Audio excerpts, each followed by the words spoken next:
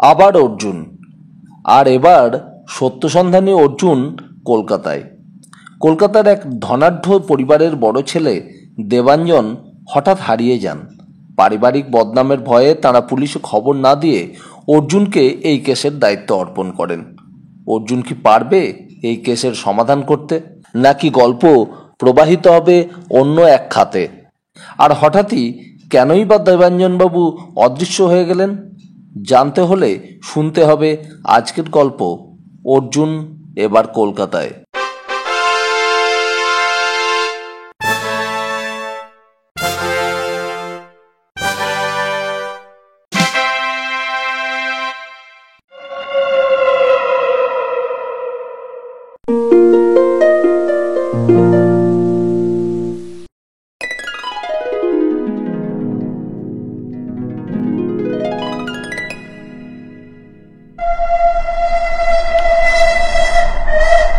রাতের ট্রেনে কলকাতায় আসার একটাই সুবিধা, বিছানা পেতে টান টান শুয়ে পড়ো, চোখ যখন খুলবে তখন কলকাতা আসবো আসবো করছে।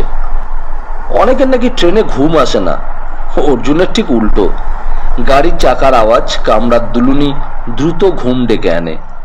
সময়টা যদি শীতকাল হয় তো কথাই নেই। এখন সেপ্টেম্বর, এ সময় বৃষ্টি না পড়লে চিটচিটে গরম পড়ে যায়। যিনি অর্জুনকে কলকাতায় আসার জন্য অনুরোধ করেছেন তিনি টেলিফোনে বলেছিলেন, আগামীকাল সকালের মধ্যে চলে এলে ভালো হয়। আজ প্লেন পাবেন না বাগডোগরা থেকে, রাতে ট্রেন ধরুন। এসির যে কোনো টিকিট কেটে চলে আসুন, আসা মাত্র টাকাটা পেয়ে যাবেন। কলকাতায় যাবে কিনা সেটা স্থির করার পর স্টেশনে গিয়ে অর্জুন জানতে পারল এসি 2 বা 3-র কোনো টিকিট নেই। দ্বিতীয় শ্রেণীর 3 টায়ারের একটি টিকিট পাওয়া যেতে সেটাই কিনে ফেলেছে সে। এখন নাকি বেশিরভাগ ট্রেন থেকে ফার্স্ট ক্লাস উঠে গেছে, অথচ একসময় ফার্স্ট ক্লাস কত আরামদায়ক ছিল। দ্বিতীয় শ্রেণীর 3 টায়ার বলে খুব অসুবিধা হয়নি অর্জুনের। সোজা উপরে উঠে গিয়ে শুয়ে পড়লে কি আর এমন পার্থক্য থাকে। কিন্তু গরমে শরীর যখন ঘামে ভিজল তখন ঘুম ভেঙে গেল অর্জুনের। ট্রেনটা এখন থেমে আছে বলেই বোধহয় হাওয়া নেই। সে ঘড়িতে সময় দেখল রাত 2টো। কামরায় হালকা নীল আলো জ্বলছে। সে পাশ ফিরল। কোনো হকারের গলা শোনা যাচ্ছে না। প্ল্যাটফর্মে ট্রেন থামলে তা যত রাতই হোক ওদের হাঁক শোনা যায়। সে নিচের দিকে তাকালো। সবাই শুয়ে রয়েছে, শুধু প্যাসেজের পাশে ডবল বার্থের নিচেটায় একজন জানলার পাশে গালে হাত রেখে বসে আছেন। অর্জুন তাকে জিজ্ঞাসা করল, কোথায় এলো? কোথাও না, লোকটি না ফিরে জবাব দিল। এটা কোন স্টেশন? সামনে জলা আর জঙ্গল, ঘুটঘুটে অন্ধকার। এরকম জলার অন্ধকারেই আলে আর আলো জ্বলে। বইতে পড়েছিলাম, অথচ দেখতে পাচ্ছি না। অর্জুনের বেশ মজা লাগলো কথাগুলো শুনে। ভদ্রলোক নিশ্চয়ই হাউন্ড অব বাস্কারভিল পড়েছেন। ওর যা বয়স তাতে ছেলেবেলায় পড়া উপন্যাসকে মনে করে এভাবে অন্ধকারের দিকে তাকিয়ে থাকা একটু অস্বাভাবিক। অর্জুন সন্তর্পণে ওপরের বাঁক থেকে নেমে এলো নিচে। ঘুমন্ত শরীরগুলোর দিকে একবার তাকিয়ে ভদ্রলোকের পাশে এসে জিজ্ঞেস করলো, বসতে পারি? ভদ্রলোক এমনভাবে হাত নাড়লেন যার অনেক অর্থ হতে পারে। তবু অর্জুন বসল। বাইরে সত্যি গভীর অন্ধকার। আকাশে নিশ্চয়ই মেঘ আছে, যার জন্য তারার আলো পৃথিবী পাচ্ছে না। আন্দাজে এইটুকু বোঝা যাচ্ছে সামনে অনেকটা জায়গা জুড়ে জল রয়েছে। অর্জুন জিজ্ঞেস করলো, ট্রেনটা এখানে কতক্ষণ থেমে আছে? ঘড়ি দেখিনি। অর্জুন তাকালো। নীল আলোয় যেটুকু দেখা যাচ্ছে ওর বয়স 40-এর বেশি নয়। হয় ওর কথা বলতে ভালো লাগছে না, নয় সত্যি কথা বলতেই উনি অভ্যস্ত। এই সময় নিচের টর্চের আলো দেখা গেল। দুজন লোক কথা বলতে বলতে পাথরের ওপর দিয়ে আসছে। এরা ট্রেনের লোক আন্দাজ করে অর্জুন জানলা থেকেই জিজ্ঞেস করলো, কোনো গোলমাল হয়েছে নাকি? এসি 2 টায়ারে খুন হয়েছে, লোকটি নিচ থেকে উত্তর দিল। অর্জুনের পাশে বসা লোকটি হঠাৎ চঞ্চল হয়ে উঠলেন। খুন? আরে বাস, খুনি ধরা পড়েছে নাকি? ও মশাই, না ধরা পড়েনি। খুন করে বাথরুমে লুকিয়েছিল। অন্য প্যাসেঞ্জাররা চেন টেনে ট্রেন থামাতেই লাফ দিয়ে নিচে নেমে গেছে। নিচে কোথায় যাবে? সামনে তো জল, জল আর অন্ধকার। পাশের লোকটি উঠে দাঁড়ালেন, যেন খুব সমস্যায় পড়ে গিয়েছেন এমন গলায় অর্জুনকে জিজ্ঞেস করলেন, আপনার কি মনে হয়? অর্জুন দেখল রেলের লোক দুটো টর্চের আলো ফেলে চলে গেল। সে বলল, এমনও তো হতে পারে যে লোকটা নিচে নেমেই অন্য কামরায় উঠে গেছে। হ্যাঁ, গুড। এই আইডিয়াটা আমার মাথায় আসেনি। উঠতেই পারে। অন্ধকারে জলে গিয়ে লুকোলে সাপের ছোবল খাওয়ার সম্ভাবনা বেশি। তার চেয়ে যে কোনো একটা কামরায় উঠে পড়লে মানুষের ভিড়ে স্বচ্ছন্দে মিশে যেতে পারে। কে জানে আমাদের এই কামরায় উঠেছে কিনা। চলুন দেখে আসি দরজাটা খোলা রয়েছে কিনা। ভদ্রলোক এগিয়ে গেলেন। দেখা গেল প্ল্যাটফর্মের দিকে দরজাটা ভেতর থেকে বন্ধ করা আছে, উল্টো দিকটা খোলা। সেটাকে বন্ধ করে ভদ্রলোক চেঁচিয়ে উঠলেন, সর্বনাশ! মনে হচ্ছে এই দরজা দিয়ে খুনি উঠে এসেছে। কে খুললো দরজাটা? খুনিকে কে সাহায্য করলো? ভদ্রলোক অর্জুনের দিকে তাকালেন। কি করা যায় এখন বলুন তো? এক কামরায় সার্চ করলেই খুনিরা ধরা পড়ে যাবে। আপনি পুলিশকে খবর দেবেন? এখানে পুলিশ কোথায়? ওর ভঙ্গি দেখে অর্জুনের মজা লাগছিল। মেল ট্রেনের পুলিশ থেকে এই খবরটা জানেন না? এই কামরায় তাদের থাকার কথা, কিন্তু তারা নেই। আশেপাশে একটু খুঁজে দেখুন না, ঠিক পেয়ে যাবেন। পুলিশ এলে মধ্যরাতের খুনিকে আমরা ধরে ফেলতে পারবো। ওর কথা শেষ হতে না হতে পিছনের দরজায় শব্দ হলো এবং সেই সঙ্গে গলা পাওয়া গেল। আরে, দরজাটা বন্ধ করলো কে? আচ্ছা খুলুন। শুনছেন? কে? কে ওখানে? ভদ্রলোকের গলা কেঁপে উঠল। পুলিশ। অর্জুন এগিয়ে গিয়ে দরজা খুলে দিতে দুজন রাইফেলধারী পুলিশ কামরায় উঠে এলো। অর্জুন জিজ্ঞেস করলো, দরজা আপনারা খুলেছিলেন? হ্যাঁ, লোকটাকে ধরতে পারলাম না, জলে নেমে গেল। ভদ্রলোক ফ্যাস ফ্যাসে গলায় জিজ্ঞেস করলো, জলে? হ্যাঁ, সাঁতরে চলে গেছে অনেকটা। আপনারা জলে নেমে ওকে ধরতে পারলেন না? দূর মশাই, আমি স্থল পুলিশ, জল পুলিশ নই যে সাঁতার জানতেই হবে। ও জানে, কিন্তু অন্ধকারে বিলের জলে নামলে সাপের ছোবল খাওয়া খুব স্বাভাবিক ব্যাপার। আমাদের প্রাণের দাম নেই। সাপ তো ওকেও ছোবল মারতে পারে। ওর তো ঝুঁকি না নিয়ে কোনো উপায়ও নেই, তবে বেশিক্ষণ থাকতে পারবে না। ঝোঁক আছে খুব, উঠে আসবে। ট্রেন যদি ঘন্টাখানেক দাঁড়ায় তাহলেই ধরা পড়ে যাবে বাছাধন। দরজায় দাঁড়িয়ে আমরাও ওয়াচ রাখছি। অর্জুন একটু ঝুঁকে দেখতে পেল আশেপাশের কামরা থেকে টর্চের আলো পড়েছে বিলের জলের ওপর। কোথাও একটু নড়াচড়া দেখলে ট্রেনের যাত্রীরা চেঁচিয়ে উঠছে। ভদ্রলোক বললেন, উত্তেজিত হয়ে গুলি চালাবেন না যেন। পুলিশের একজন অবাক হলো। মানে? খুনি আসামিও মানুষ, ন্যায় বিচার চাইবার অধিকার তার আছে। তাকে গুলি করে মেরে ফেলাও সমান অপরাধ করা, আর এক ধরনের খুন করা। ভদ্রলোক কথা শেষ করতেই ট্রেনটা নড়ে উঠে জোরে জোরে বাঁশি বাজাতে লাগলো। পুলিশটি বলল, যা। ট্রেন চলা শুরু করেছে। ভদ্রলোক চিৎকার করলেন, এটা কি হচ্ছে? ট্রেন চলছে কেন? আপনারা চেন টানুন। ঘুম ভেঙে বিরক্ত মুখে উঠে আসা দুজন যুবক পিছনে দাঁড়িয়েছিল। তাদের একজন ধমকালো, খবরদার, কেউ চেন টানবেন না। আমরা কি সারা রাত এখানে দাঁড়িয়ে থাকবো? তাহলে কলকাতায় পৌঁছাবো কখন? আর কি? ট্রেন একটা সাঁকোর ওপর ওঠায় গুম গুম শব্দ হচ্ছিল। কয়েক সেকেন্ডের মধ্যে দুপাশে মাঠ চলে এলো। অন্ধকারেও জল আর মাঠের মধ্যে যে পার্থক্য তার কিছুটা বোঝা যায়। ট্রেন চলতে শুরু করায় পুলিশরা দরজা বন্ধ করে দিল। যুবকরা ফিরে গেল তাদের বার্থে। আর ভদ্রলোক খুব হতাশ হয়ে বললেন, এই জন্যই এদেশে অপরাধীরা ধরা পড়ে না। বলুন, আর কিছু করার নেই? ভদ্রলোক নিজের জায়গায় ফিরে এসে বসলেন। অর্জুনের ঘুম পাচ্ছিল না।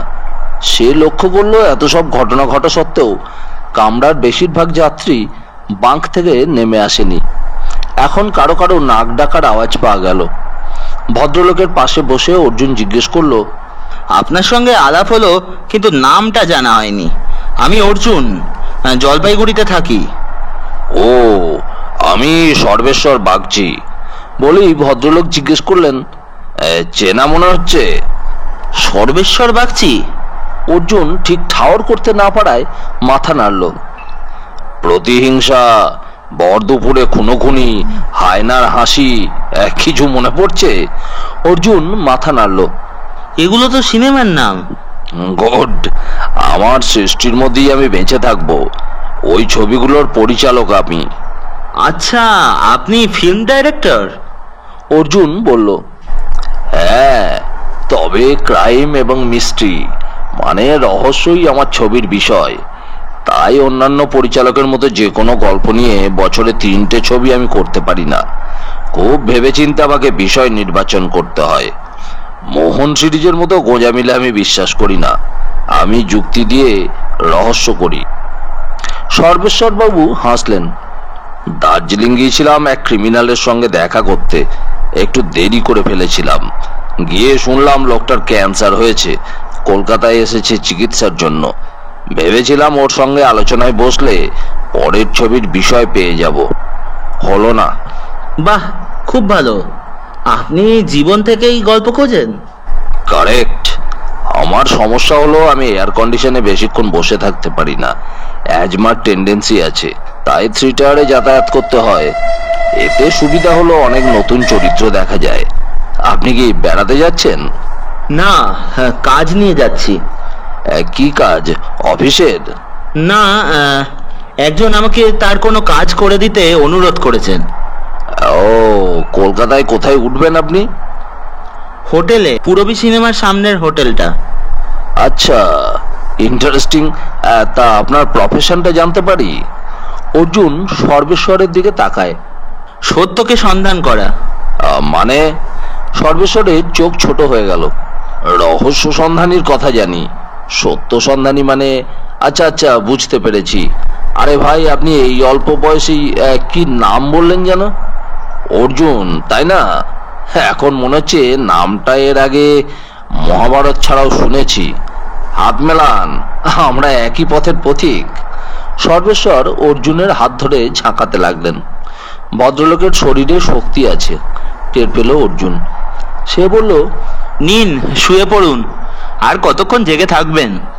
অন্ধকারের দিকে তাকিয়ে থাকতে আমার খুব ভালো লাগে। ইচ্ছে মতো কত কি কল্পনা করা যায়। আপনি শুয়ে পড়ুন, কাল সকালে দেখা হবে। অর্জুন নিজের বাঙ্কে উঠে পড়ল। সর্বেশ্বর বাগচি পরিচালিত প্রতিহিংসা, ভর দুপুরে খুনোখুনি অথবা হায়নার হাসি ছবি 3টের একটাও তার দেখা হয়নি। ওগুলো চিলড্রেন ফিল্ম না বড়দের জন্য তাও তার জানা নেই। কিন্তু ভদ্রলোক যে রহস্য খুন জখম নিয়ে বেশ উত্তেজিত হয়ে পড়েন তা একটু আগে বোঝা গেল। কিন্তু সব মিলিয়ে মানুষটি সহজ এবং বেশ সহজ। আবার ঘুমিয়ে পড়েছিল অর্জুন। চোখ খুলল যখন, তখন রোদ উঠে গেছে। ঘড়ি দেখল, প্রায় 7:30। যাত্রীরা সবাই কথা বলছে। আলোচ্য বিষয় কাল রাতের খুন এবং খুনির আত্মগোপনের কাহিনী। কেউ কেউ এই সিদ্ধান্তে এসেছে যে পুলিশ ভুলও দেখতে পারে। খুনি বিলের জলে বা লুকিয়ে এই ট্রেনেই হয়তো উঠে পড়েছে, হয়তো এই কামরায়। তাহলে খুনি এবং মৃতদেহ নিয়ে ট্রেন চলছে। অর্জুন বাঙ্ক থেকে নামতে নামতে ভাবল, এই তথ্য ওরা পেলেন কি করে? কাল রাতে যখন ঘটনাটা ঘটেছিল তখন ওই যুবকেরা ছাড়া আর কেউ জেগেছিলেন বলে মনে হয়নি। হঠাৎ নিচের বাঙ্কের এক যাত্রী বললেন, এই তো ইনি কাল পুলিশের সঙ্গে কথা বলছিলেন। হ্যাঁ ভাই, পুলিশ কি ঠিক দেখেছিল? অর্জুন মাথা নাড়ল। ঘটনাটা যখন ঘটেছিল তখন আমিও আপনার মতোই ঘুমিয়েছিলাম। আমরা এখন কোথায়? এই সবে বর্ধমান পেরিয়ে এলাম। 2 ঘন্টা লেটে চলছে ট্রেন। অর্জুন সর্বেশ্বর বাবুর বাঙ্কের দিকে তাকিয়ে দেখল সেখানে তিনি নেই। ওর শোয়ার জায়গাটাকে মুড়ে চেয়ারে পরিণত করা হয়েছে। সে টয়লেটে গেল। এর মধ্যেই জায়গাটা প্রায় নরক হয়ে উঠেছে। 3 টায়ার নন এসিতে যারা যাওয়া আসা করেন তাদের এই দুর্ভোগ পোহাতেই হয়। Good morning Arjun. সর্বেশ্বর উল্টো দিকের টয়লেট থেকে বেরিয়ে এলেন। Good morning. শেষ পর্যন্ত ঘুমিয়ে পড়েছিলেন তো? না, এটাই আমার অসুখ। ঘুমের ওষুধ না খেলে ঘুম আসে না। তাহলে তো ওটা খাওয়া উচিত, নইলে তো শরীর খারাপ হয়ে যাবে। দূর, না ঘুমাবার জন্য আমার শরীর খারাপ হয় না। 7-7টা রাত না ঘুমিয়ে দেখেছি। দিনের বেলায় কাজ করতে কোনো অসুবিধা হয় না। ডাক্তারও অবাক হয়ে গেছেন শুনে। যাকে বর্ধমানে পুলিশ বাহিনী এসে খুব হইচই করলো, যেন খুনিকে ধরে ফেললো বলে। অদ্ভুত, সর্বেশ্বর বললেন। অর্জুন অবাক হয়ে গেল। সত্যি, যদি এই ভদ্রলোক 7 দিন রাত না ঘুমিয়েও সুস্থ থাকতে পারেন, তাহলে ডাক্তারদের উচিত ওর ওপর গবেষণা করা। চা খেয়েছেন? সর্বেশ্বর বাগচি জিজ্ঞেস করলো। না। আসুন আমার সঙ্গে। নিজের জায়গায় গিয়ে সর্বেশ্বর বাস্কেট থেকে ফ্লাস্ক বের করে গ্লাসে চা ঢাললেন।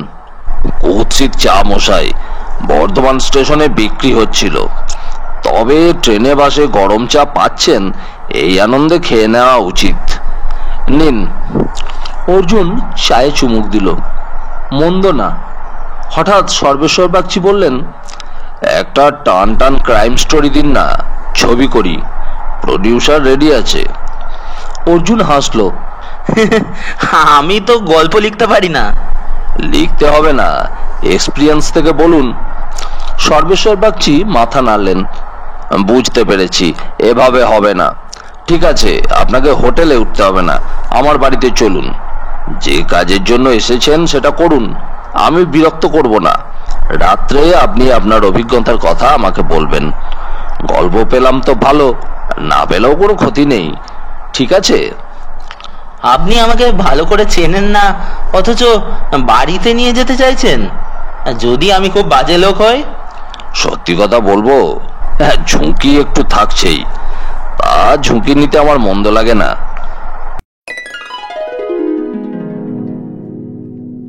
ভবানীপুর থানার উল্টো দিকের রাস্তায় সর্বেশ্বর বাগচির পৈতৃক বাড়ি। বেশ বয়স হয়েছে, দোতলায় তিনি থাকেন। সেখানে 5খানা ঘর, নিচের ঘরগুলোয় দোকান রয়েছে ভাড়ায়। তালা খুলে তিনি বললেন, না না, জিনিসপত্র যা আছে একেবারে আপনার ঘরে রেখে আসুন। এগিয়ে গিয়ে ঘরটা দেখিয়ে জানলা খুলে দিলেন তিনি। ঘরের মাঝখানে একটা সেকেলে পালঙ্ক, টেবিলের সঙ্গে আটকানো আয়না এবং চেয়ারটিও সেকালের। সর্বেশ্বর বাগচি বলল, এ বাড়িতে অ্যাটাচড বাথ অথবা টয়লেট নেই। একটা আছে ডান দিকে, অন্যটা বারান্দার বাঁ দিকে। আপনি বিশ্রাম নিন, আমি জলখাবারের ব্যবস্থা করছি। সর্বেশ্বরবাবু চলে যাচ্ছিলেন। অর্জুন ডাকলো, এখানে আপনি একাই থাকেন? সেই জন্যই তো আপনাকে ডেকে নিয়ে এলাম। কারো সঙ্গে পরামর্শ করার দরকার নেই, এর নামই স্বাধীনতা। ভদ্রলোক চলে গেলেন। একদম অচেনা কোনো মানুষের বাড়িতে এভাবে আসতে এতক্ষণ যে সংকোচ মনে ছিল তা চলে গেল। অনেক আপত্তি করেছিল অর্জুন, সর্বেশ্বরবাবু শোনেননি। স্টেশন থেকে বেরিয়ে পূরবী সিনেমার সামনে যে হোটেলে অর্জুনের ঘর বুক করা ছিল, সেখানে গিয়ে নিজের টেলিফোন নাম্বার আর ঠিকানা জানিয়ে দিয়ে এখানে এসেছেন। যে ভদ্রলোকের আমন্ত্রণে অর্জুন এখানে এসেছে, তিনি যাতে খবরটা পেয়ে যান, তাই এই ব্যবস্থা। ফেরার সময় বলেছেন, ব্যাস, এবার আর কোনো ধন্ধ রইল না। কিরকম? অর্জুন জিজ্ঞেস করেছিল। আপনার নামে হোটেলে ঘর বুক করা ছিল, কথাটা আপনি ট্রেনে আমাকে বলেছিলেন। আপনি যদি প্রতারক হতেন তাহলে বুকিং থাকতো না। সর্বেশ্বর হেসেছিলেন। অর্জুন তর্ক করেনি। প্রতারকরা সব পারে, এটা বলে লাভ নেই। স্নান টান করে সর্বেশ্বরবাবুর সঙ্গে ব্রেকফাস্ট করলো অর্জুন। শশা, পেঁপে, টোস্ট আর 1 গ্লাস বেলের শরবত। এমন সাত্ত্বিক প্রাতরাশ কোনোদিন করেনি সে। অবশ্য এখন সময়টা আর প্রাতরাশের নয়। সর্বেশ্বরবাবু একটা খারাপ খবর জানালেন, তার ফোনটা কাজ করছে না। এ কদিনের অনুপস্থিতিতে যন্ত্রটি নির্বাক হয়েছে। এখনই টেলিফোন অফিসে খবর দিতে যাবেন। টেলিফোনের নাম্বারটা তিনি একটা কাগজে লিখে অর্জুনকে দিয়ে দিলেন। সর্বেশ্বরবাবু বলেছিলেন তার বাড়ি থেকে এলগিন রোড বেশি দূরে নয়, পাতাল রেলে ঠিক মিনিট 4 লাগলো। নাম্বার মিলিয়ে বাড়ির বদলে গেট খুঁজে পেল সে। দুটো লম্বা থামের একটাই নাম্বার আর অন্যটায় নাম খোদাই করা, এসএন রায়চৌধুরী। অর্জুন গলিটা দিয়ে হাঁটতে লাগলো। কয়েক সেকেন্ডের মধ্যেই চারপাশের আবহাওয়া দ্রুত বদলে গেল। বড় রাস্তার গাড়ির আওয়াজ কমে যেতে পাখির ডাক কানে এলো। দুপাশের লম্বা পাঁচিল শেষ হতেই গাছগাছালি নজরে এলো। বিশাল বাগান, বাগানের মাঝখানে একটি প্রাসাদ। বাইরে ওই এলগিন রোডে দাঁড়িয়ে কল্পনাই করা যাবে না এরকম একটি প্রাসাদ শহরের মাঝখানে রয়েছে। পাখি ডাকছে বাগানের গাছগুলোতে নিশ্চিন্তে। সাদা দোতলা বাড়ির নিচের একদিকটায় গ্যারেজ স্পেস, সেখানে 3টে দামি গাড়ি দাঁড়িয়ে আছে। অর্জুন আর একটু এগোতেই একটি লোক সামনে এসে দাঁড়ালো। আপনি এখানে কি জন্য এসেছেন? এটা সীতানাথ রায়চৌধুরী মশাইয়ের বাড়ি? হ্যাঁ। তিনি আমাকে আসতে বলেছিলেন। আপনার নাম? বলবেন জলপাইগুড়ি থেকে অর্জুন এসেছে। একটু অপেক্ষা করুন। লোকটি ভেতরে চলে গেল। চেহারা এবং পোশাক দেখে এ বাড়ির কর্মচারী বলে মনে হচ্ছিল, কিন্তু কথাবার্তায় চমৎকার মার্জিত ভাব। মিনিটখানেক বাদে লোকটি ফিরে এসে অনুরোধ করলো ওর সঙ্গী হতে। দরজার দিকে যাওয়ার সময় লোকটি জিজ্ঞেস করলো, মেন গেটে কেউ আপনার পরিচয় জিজ্ঞেস করেছিল? না, কেউ ছিল না সেখানে। কেন? অর্জুন জিজ্ঞেস করলো। একজনের থাকার কথা, কিন্তু প্রায়ই সে তার নিজের জায়গায় থাকে না। সাহেব জানলে ওর চাকরি থাকবে না। সিঁড়ি দিয়ে দোতলায় এসে লোকটি বলল, আপনি বাঁদিকের ওই দরজাটা ঠেলে ভেতরে গিয়ে বসুন, সাহেব এখনই আসছেন। বৈভব কাকে বলে এই ঘরের আসবাব দেখলে অনুমান করা যায়। শুধু বৈভব নয়, তার সঙ্গে মিশে আছে আভিজাত্য। পায়ের তলায় যে কার্পেট, তা কি পারস্য থেকে এসেছে? অর্জুন আরামদায়ক চেয়ারে বসলো। সামনের দেয়ালে বিশাল লম্বা ঘড়ি। হঠাৎ তার দরজা খুলল। একটি পুতুল সেই দরজায় নত হয়ে দাঁড়াতেই ঘড়ি সময় জানিয়ে দিল। পুতুল অদৃশ্য হতে দরজাটা বন্ধ হয়ে গেল। অর্জুনের মনে পড়ল কোথায় যেন পড়েছে। হায়দ্রাবাদের নিজামের সংগ্রহে এই রকম ঘড়ি ছিল। শব্দ করে উল্টো দিকের দরজাটা খুলে গেল। অর্জুন সেদিকে তাকাতে দেখতে পেল এক ভদ্রলোক হুইল চেয়ারের চাকা ঘুরিয়ে এগিয়ে আসছেন। মাথার চুল ধবধবে সাদা, শীর্ণ দেহে মূল্যবান পাঞ্জাবি, গায়ের রং এখনো পাকা সোনার মতো, চোখে সোনালি ফ্রেমের চশমা। একেবারে সামনে এসে থামলেন ভদ্রলোক। প্রায় 30 সেকেন্ড এক দৃষ্টিতে তাকিয়ে থেকে বললেন, আপনি অর্জুন? হ্যাঁ। প্রমাণ কি? অর্জুন পকেট থেকে একখানি ট্রেনের টিকিট বের করে বলল, এই টিকিটে আজ আমি জলপাইগুড়ি থেকে এসেছি। আমার সঙ্গে আইডেন্টিটি কার্ডও আছে, দেখতে চাইলে দেখতে পারেন। হাত বাড়িয়ে টিকিটটা নিলেন ভদ্রলোক। এ কি সেকেন্ড ক্লাস? হ্যাঁ, এসি টিকিট পাওয়া যায়নি। হোটেলে ওঠেননি কেন? আমার এক সহযাত্রীর অনুরোধ উপেক্ষা করতে পারিনি, তাই। আমেরিকায় থাকেন এমন একজন বাঙালির নাম বলুন। মেজর। গুড। দেখতে কেমন? লম্বা, মোটাসোটা, দাড়ি আছে। বিশেষত্ব? পৃথিবীর রহস্যময় জায়গাগুলোতে অভিযান করেছেন, যা কোনো বাঙালির পক্ষে অভিনব। আর হুইস্কি খেতে ভালোবাসেন। অর্জুন জানালো। এতক্ষণে ভদ্রলোকের মুখে হাসি দেখা দিল। মাথা নেড়ে বললেন, আমার নাম সীতানাথ চৌধুরী। মেজর আমাকে আপনার কথা বলেছেন, কিন্তু আমি ভাবতে পারিনি আপনি এতটা অল্প বয়সী। আমি ভেবেছিলাম, যাকগে, কলকাতায় আসতে নিশ্চয়ই আপনার খুব অসুবিধা হয়েছে। এত অল্প সময়ে এসেছেন। আমার কোনো অসুবিধা হয়নি। ও। হুইল চেয়ারের হাতে লাগানো একটা সাদা বোতাম টিপলেন সীতানাথ চৌধুরী। অর্জুন লক্ষ্য করল সাদা বোতামটা রয়েছে বাঁ দিকের হাতলে, ডান দিকের হাতলে লাল বোতাম। ভদ্রলোক বললেন, আপনি আমেরিকায় গিয়ে লাইটার সংক্রান্ত একটি সমস্যার সমাধান করেছেন। মেজর আমাকে নিউ ইয়র্ক টাইমসের কপি পাঠিয়েছেন, যেখানে আপনার কথা লেখা হয়েছিল।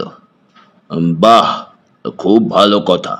আপনি আমাকে কেন ডেকেছেন তা আমি এখনো জানি না। নিশ্চয় জানবেন।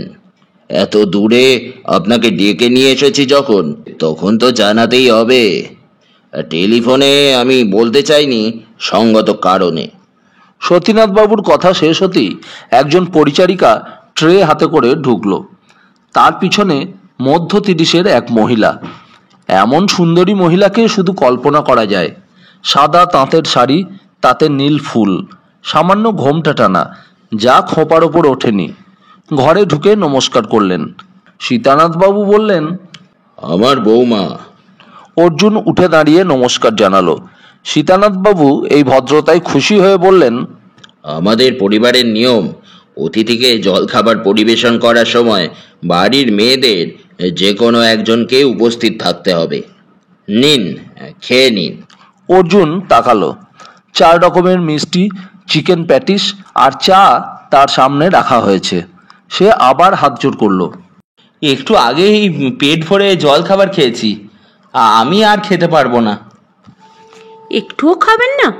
ভদ্রমহিলা জিজ্ঞেস করলেন। না, জোর করো না। ভদ্রতা রাখতে শরীরকে কষ্ট দেওয়ার কোনো মানে হয় না। চা খেলেও কি অসুবিধা হবে নাকি? সীতানাথবাবু তাকালেন। চায়ের কাপ তুলে নিতে পরিচারিকা ট্রে নিয়ে ফিরে যেতে ভদ্রমহিলা নিচু গলায় বলল, বাবা, আমি আসতে পারি? হ্যাঁ মা, এসো। ভদ্রমহিলা চোখের আড়ালে চলে যাওয়ার পর মুখ খুললেন সীতানাথবাবু। এই কলকাতায় আমার স্থাবর অস্থাবর সম্পত্তির পরিমাণ কত তা কোনো ভ্যালুয়ার দিয়ে ইদানিং ঠিক করিয়ে নিইনি। বছর 5 আগের হিসেব শুধু জমি জমা বাড়িঘর এইসব বিক্রি করলেই 3 কোটি টাকা পাবো বলে জানতাম। এখন দ্বিগুণ না হলেও ওটা 5 কোটি তো হবেই। এছাড়া ব্যাংক, শেয়ার, বিভিন্ন কোম্পানিতে ইনভেস্ট করা টাকার সঙ্গে সোনার গয়না তো আছেই। আমার স্ত্রী চলে গিয়েছেন তা 8 বছর হলো। হঠাৎই বুকে ব্যথা, চিকিৎসা করানোর সময়ও পাইনি। আমার 2 ছেলে, বড় চার্টার্ড অ্যাকাউন্টেন্ট, বিলাত থেকে ডিগ্রি নিয়ে এসেছিল। কিছুটা ওপর থেকে কাজ শুরু করায় আরও ওপরে উঠে যাচ্ছিল। বৌমা ওর স্ত্রী। আজ 15 দিন হলো দেবাঞ্জনের কোনো হদিশ নেই। একেবারে নিঃশব্দে সে আমাদের ছেড়ে চলে গিয়েছে। কোথায় গিয়েছে, কেন গিয়েছে তা আমরা জানি না। কেউ তাকে অপহরণ করলে এতদিনে টাকা চেয়ে ফোন আসতো, তাও আসেনি। এমন কোনো শত্রুর নামও আমি জানি না যে এই কাজ করতে পারে। সীতানাথবাবু এক নাগারে কথা বলায় একটু বেদম হয়েছিলেন। বড় শ্বাস নিলেন। অর্জুন জিজ্ঞেস করলো, পুলিশ কি বলছে? না, আমি পুলিশকে এখনো জানাইনি। পুলিশকে জানালে সেটা খবরের কাগজে উঠবে। বৌমার ইচ্ছে নয় 5 জন এর মধ্যে কেলেঙ্কারির গন্ধ পাক। আপনি কি আমাকে ডেকে এনেছেন আপনার ছেলেকে খুঁজে বার করার জন্যে? অর্জুন সরাসরি জিজ্ঞেস করলো। হ্যাঁ, পুলিশের দ্বারস্থ না হলে আমাকে কলকাতার ডিটেকটিভ সংস্থাগুলোর একটা স্বর্ণাপন্ন হতে হতো। কিন্তু সেক্ষেত্রেও খবরটা চাপা থাকতো কিনা সন্দেহ। নিউ ইয়র্ক টাইমসের খবরটার কথা আবার মনে ছিল। মেজর আমার দুঃসম্পর্কের আত্মীয় হন। তাকে ফোন করে আপনার নাম্বার পেয়ে গেলাম। মনে হলো এ ব্যাপারে আপনার ওপর আমরা নির্ভর করতে পারি। অন্তত মেজর আমাকে তাই ভরসা দিয়েছেন। অর্জুন মুখ নামালো। কেউ হারিয়ে গেলে পুলিশকে না জানানো ঠিক নয়। পুলিশের নেটওয়ার্ক যে কোনো প্রাইভেট এজেন্সির চেয়ে বহু গুণ বেশি। একজন মানুষ তো ধারে কাছে আসবে না। ওকে ওকে চুপ করে থাকতে দেখে সীতানাথবাবু বললেন, ওকে খুঁজে বার করতে আপনি যা সহযোগিতা চাইবেন পাবেন। যে কোনো খরচ নির্দ্বিধায় করতে পারেন এবং আপনার দক্ষিণার ব্যাপারে কোনো চিন্তা করবেন না। আপনি বললেন আপনার 2 ছেলে, ছোট ছেলে কি এই বাড়িতেই থাকেন? অর্জুন জিজ্ঞেস করলো। হুইল চেয়ারে সোজা হয়ে বসলেন সীতানাথবাবু। তারপর গম্ভীর মুখে মাথা নাড়লেন। না, সে খুব স্বাধীন চেতা, একটু উদ্ধত স্বভাবের বলে আমার সঙ্গে বিরোধ লাগতো। অথচ ওকে আমি দুন স্কুলে পড়িয়েছি। সেন্ট জেভিয়ার্স থেকে গ্র্যাজুয়েট হয়েছে। তারপরেই তার মধ্যে আমূল পরিবর্তন দেখতে পেলাম। তার আর পড়াশোনা করতেই ভালো লাগছিল না। গাড়ি চালাতে ভালোবাসে, কার র্যালি করে, এই নিয়ে ভারতবর্ষে তো বটেই সমস্ত পৃথিবী ঘুরে বেড়াচ্ছে। কয়েকবার অ্যাক্সিডেন্ট হয়েছে, কিন্তু নেশা ছাড়েনি। পার্ক স্ট্রিটের ফ্ল্যাটে আলাদা থাকে সে। এসব করতে নিশ্চয়ই প্রচুর টাকার দরকার হয়। তা উনি কি ব্যবসা করেন? না, ব্যাপারটা গর্ব করে বলার মতো নয়। আমার কাছ থেকে মোটা টাকা ও প্রতি মাসে নেয়। এ ব্যাপারে ওর যুক্তি হলো, আমার যা আছে তার অর্ধেক ও একদিন পাবেই। আর সেটা যদি এখন থেকেই ইনস্টলমেন্টে পেতে শুরু করে, তাহলে ওর রোজগার করার কোনো দরকার নেই। বলতে পারেন ওর দাবির কাছে আমি আত্মসমর্পণ করেছি। দেবাঞ্জনবাবুর নিরুদ্দেশ সম্পর্কে ওর কি বক্তব্য? ওকে জানানো হয়নি। দেবাঞ্জনকে ও তাচ্ছিল্য করত, ওর ভালো মানুষকে ব্যঙ্গ করত। বৌমা তাই ওকে এই ব্যাপারে কিছুই জানাতে চাননি। উনি কি বিবাহিত? না, আমি চেয়েছিলাম ও সংসারী হোক, তাহলে মাথা স্থির হতে পারে। কিন্তু ও পরিষ্কার জানিয়ে দিয়েছে এ ব্যাপারে ওর কোনো আগ্রহ নেই। ওর ঠিকানা এবং টেলিফোন নাম্বার আমাকে দেবেন? সীতানাথ বাবু মাথা নাড়লেন। ওর কাছে গিয়ে আপনার কোনো লাভ হবে না, উল্টে আপনি আমার লোক বলে ও অপমানও করতে পারে। কিছু মনে করবেন না, যে ছেলে আপনার সঙ্গে এই রকম ব্যবহার করেন তাকে আপনি নিয়মিত টাকা দিচ্ছেন কেন? অর্জুন জিজ্ঞেস করলো। আমার কোনো উপায় নেই। তাছাড়া আমার বয়স হয়েছে, আমি মরে গেলে ও তো অর্ধেকটাই পাবে। কিন্তু ওকে নিয়ে আপনি এত চিন্তা করছেন কেন? আমার বড় ছেলের ব্যাপারে ওর কোনো ইন্টারেস্ট নেই। আপনার বড় ছেলের সন্তান আছে? না, নেই। এটাও আমার কাছে যন্ত্রণা। তাহলে আপনার বড় ছেলে না থাকলে পুরো সম্পত্তিটাই তো ছোট ছেলেই পাবে। নো, কখনোই নয়। বড় ছেলের শেয়ার বৌমার নামে ট্রান্সফার হবে। অর্জুন বলল, বেশ, আপাতত আমি আপনার বড় ছেলের একটি ছবি চাই, সাম্প্রতিক ছবি। এছাড়া আপনি তো আছেনই, আপনার বৌমা, এ বাড়িতে কাজের লোকজন, আপনার ছোট ছেলে এবং আপনার বড় ছেলে যে অফিসে কাজের জন্য যেতেন সেখানকার লোকজনের সঙ্গে কথা বলা খুব দরকার। ছোট ছেলের কথা ভুলে যান। বাকিদের সঙ্গে কবে কথা বলতে চান? আজই। বেশ, আপনি বিকালে চলে আসুন, আমি ওদের বলে রাখবো। অর্জুন উঠে দাঁড়ালো। সীতানাথ বাবু হুইল চেয়ারের চাকা ঘোরালেন। ট্রেনে যার সঙ্গে পরিচয় হয়েছে তার বাড়িতে গিয়ে থাকাটা আমার ঠিক পছন্দ হচ্ছে না। আপনি যদি ভালো কোনো হোটেলে থাকতে চান তাহলে ব্যবস্থা করে দিচ্ছি। আপনাকে পরে বলবো। আচ্ছা। অর্জুন দরজার কাছে এগিয়ে গেল, তারপর মনে পড়তেই ঘুরে দাঁড়ালো। একটা কথা, আপনাকে কবে থেকে হুইল চেয়ারের ব্যবহার করতে হচ্ছে? কোনো দুর্ঘটনা কি ঘটেছিল? এর সঙ্গে আমার ছেলের উধাও হওয়ার কোনো সম্পর্ক নেই। আপনাকে অনুরোধ, বিকালে যখন ওদের প্রশ্ন করবেন তখন বাড়তি কথা বলবেন না।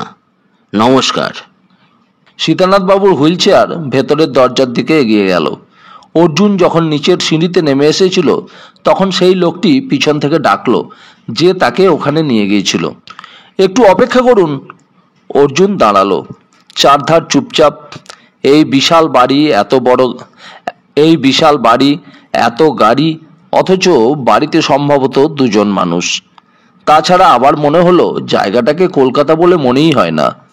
লোকটি ফিরে এসে একটা খাম এগিয়ে দিল। সাহেব, এটা আপনাকে দিতে বললেন। অর্জুন খামটা নিল। মুখে পিন লাগানো, কোনো কথা না বলে পকেটে রেখে দিল সে।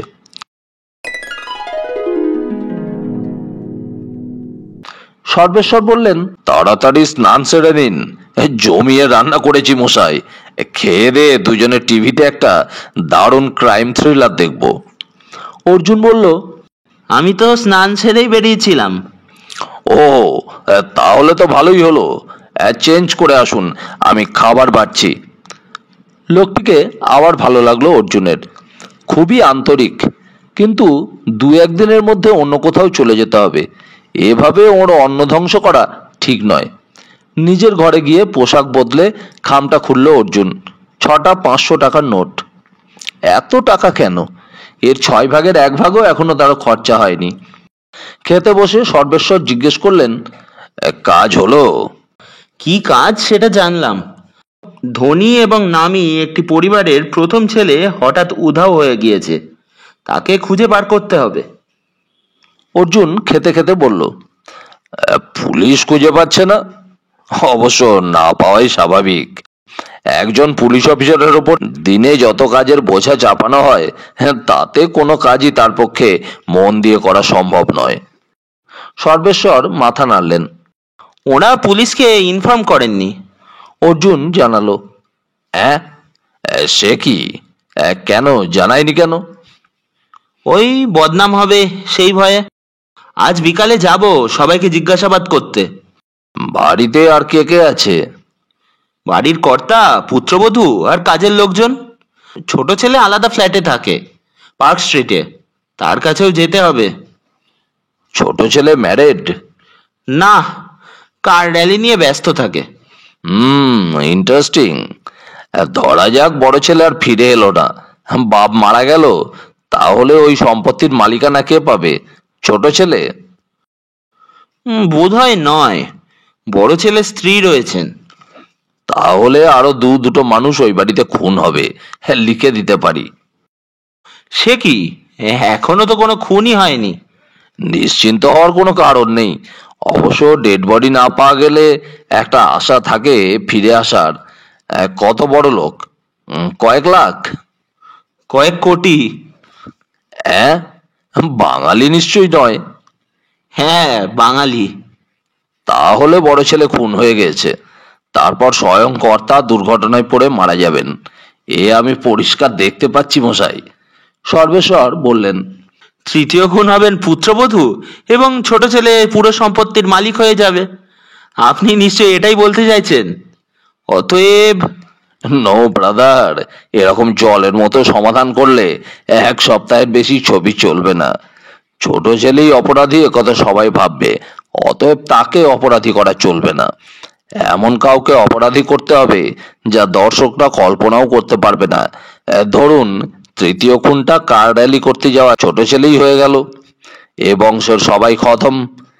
তাহলে সম্পত্তি পাবে কে? সর্বেশ্বর চোখ বন্ধ করলেন। বৌমা। অর্জুন হাসলো।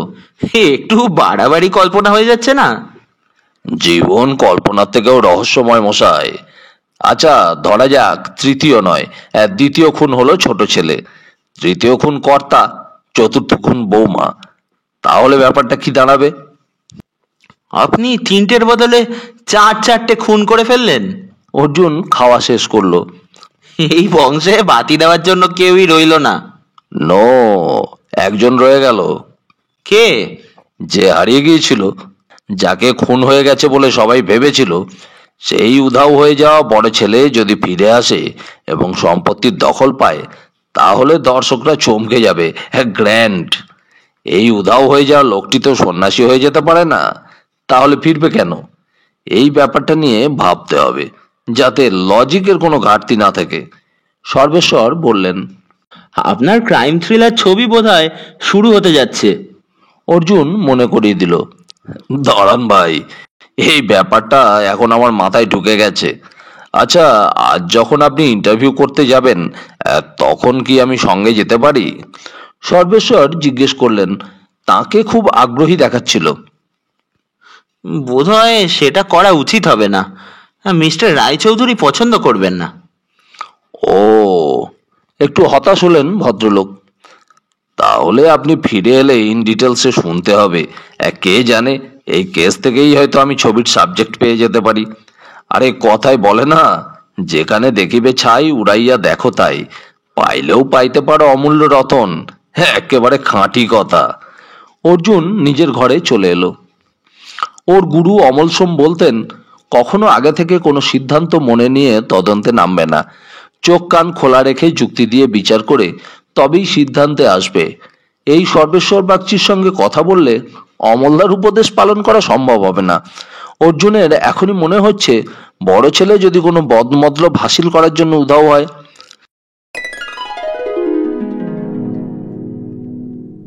ঠিক 4টের সময় গেটের সামনে পৌঁছে অর্জুন দারোয়ান গোছের একজনকে দেখতে পেল। প্যাসেজে ঢোকার মুখে টুল পেতে বসেছিল। অর্জুনকে ঢুকতে দেখে উঠে দাঁড়ালো। অর্জুন বলল, আমার এই সময় আসার কথা আছে। আপনার নাম?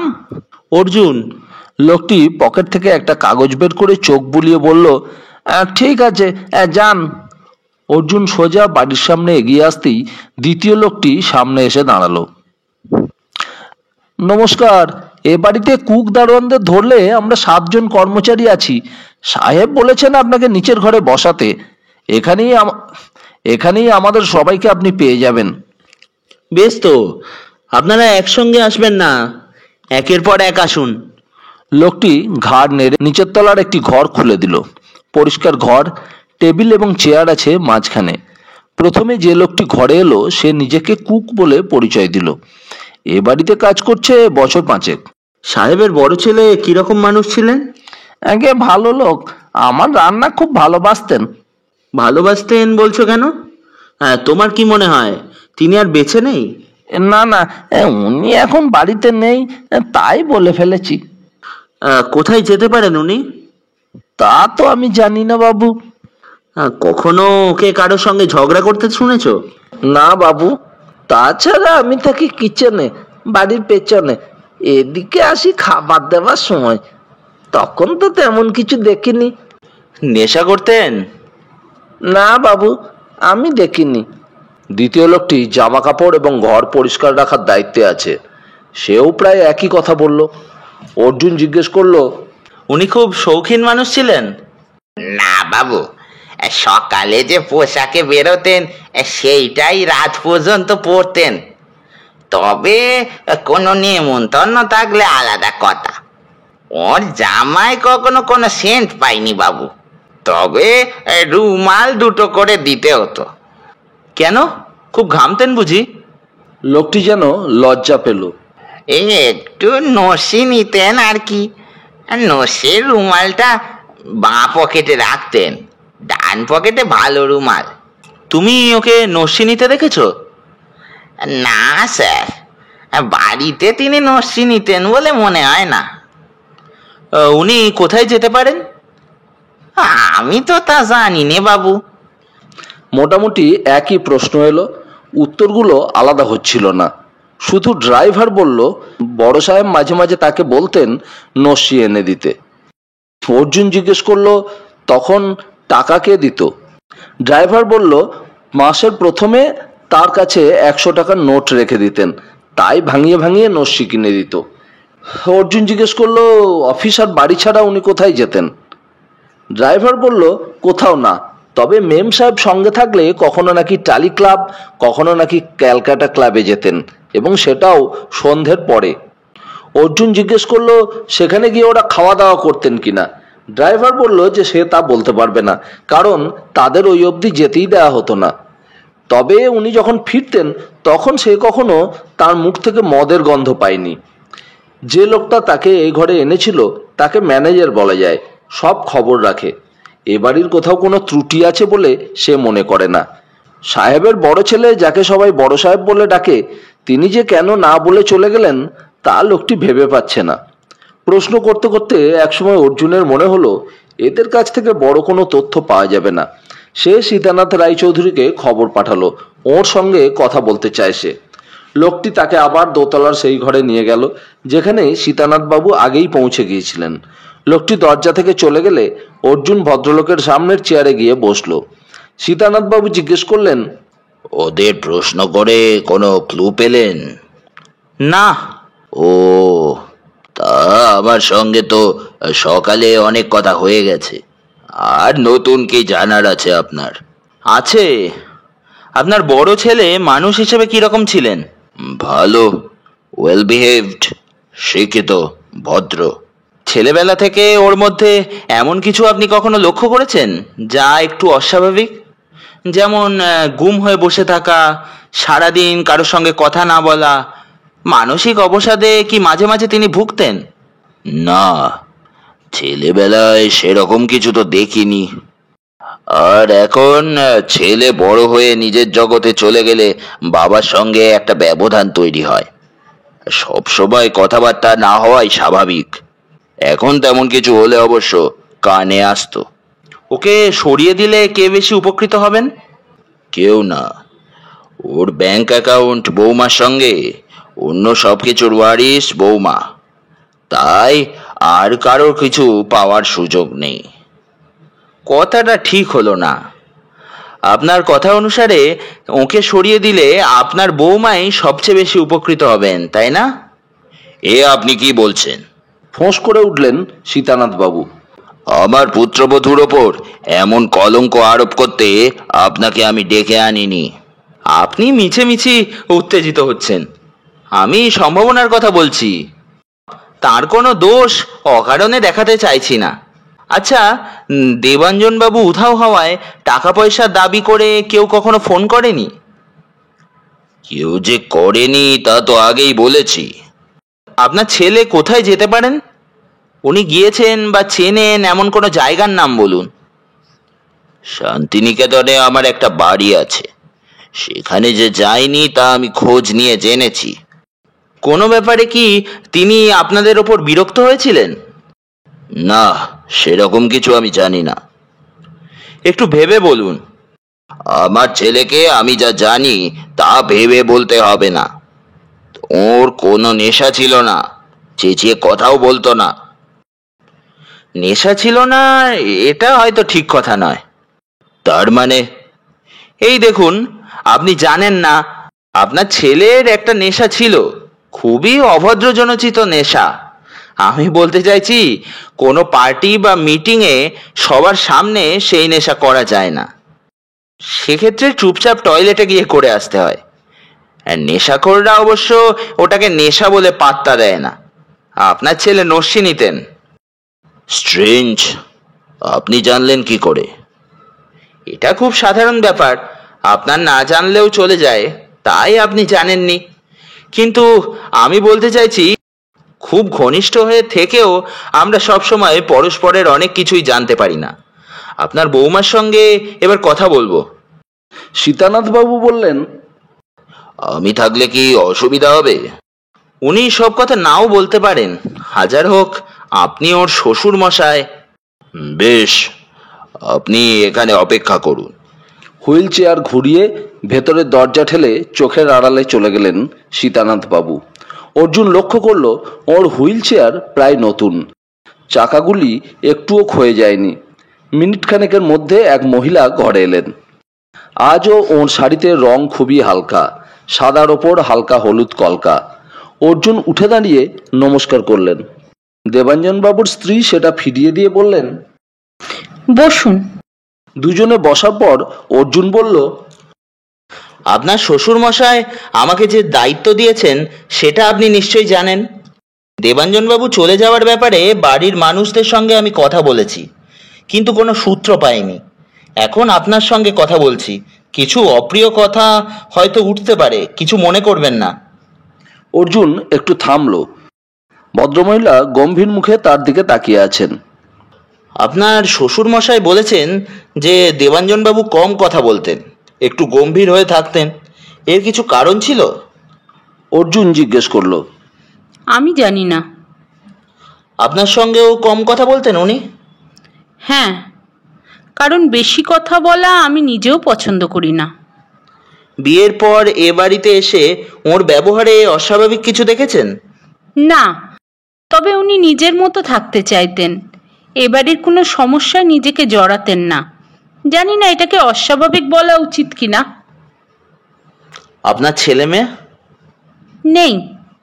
এ ব্যাপারে ওর কি খুব আক্ষেপ ছিল? মুখে তো কখনো কিছু বলেননি। মিসেস রায়চৌধুরী, আপনার স্বামী হঠাৎ কোথায় যেতে পারেন বলে আপনার সন্দেহ হয়? উনি নিজে গিয়েছেন না কেউ ওকে যেতে বাধ্য করেছে? খবর জানলে 15 দিন আগেই আমি শ্বশুরমশাইকে জানিয়ে দিতাম। বেশ, আপনি আমাকে সাহায্য করুন। উনি যেতে পারেন এমন কয়েকটা জায়গার নাম বলুন যেখানে খোঁজ নেওয়া যেতে পারে। প্রথমেই শান্তিনিকেতনের নাম মনে পড়েছিল, সেখানে খোঁজ নেওয়াও হয়েছে, উনি যাননি। তাছাড়া অকারণে সব ছেড়ে ছুড়ে তিনি কেনই বা যাবেন? যারা সন্ন্যাসী হয়ে সংসার ছেড়ে চলে যায় তাদের আচার আচরণের মধ্যে বোধহয় কিছুটা নিরাসক্ত ভাব ফুটে ওঠে বলে শুনেছি। ওর মধ্যে সেসব দেখতে পাইনি, বরং চলে যাওয়ার আগের রাতে জানলা দিয়ে বাইরের লন বাগান দেখতে দেখতে নিজের মনেই বলেছিলেন, অপচয়, জায়গার কি বিপুল অপচয়। আমি জিজ্ঞাসা করেছিলাম তার মানে। উনি বলেছিলেন, কলকাতার এমন জায়গায় যেখানে 1 ফুট জমির জন্য কত মারামারি, সেখানে দেখো কি বিপুল জমি অনাবশ্যক পড়ে আছে। কি করলে কাজে লাগবে জমিটা জিজ্ঞাসা করেছিলেন? উনি বলেছিলেন কত কি করা যায়। প্রতিবন্ধী শিশুগুলোকে জীবনে স্বাবলম্বী করে তোলার জন্য একটা আধুনিক ট্রেনিং সেন্টার খুললে কত উপকার হবে ভাবো তো। বলেছিলাম বাবাকে বলো, উনি যদি রাজি হন। উনি যদি রাজি হতেন তাহলে এগুলো এমন ফালতু পড়ে থাকতো না। বংশমর্যাদা আভিজাত্য ওর কাছে অনেক মূল্যবান। উনি কথাগুলো বলে বিছানায় চলে গিয়েছিলেন।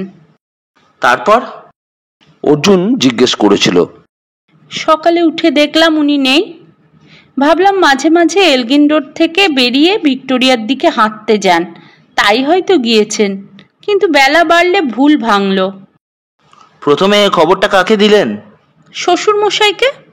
ওর প্রতিক্রিয়া কি হয়েছিল? খুব স্বাভাবিক।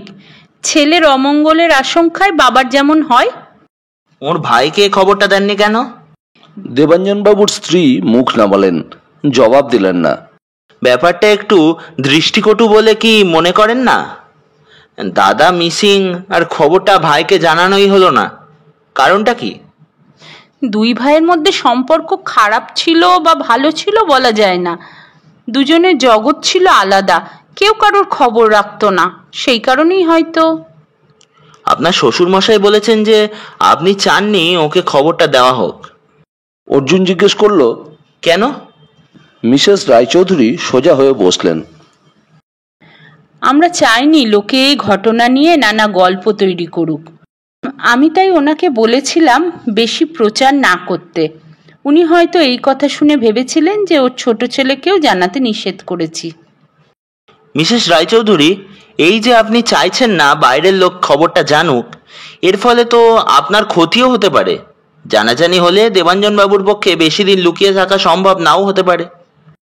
অর্জুন বলল, আমি জানি না, আপনি শ্বশুর মশাইয়ের সাথে কথা বলুন।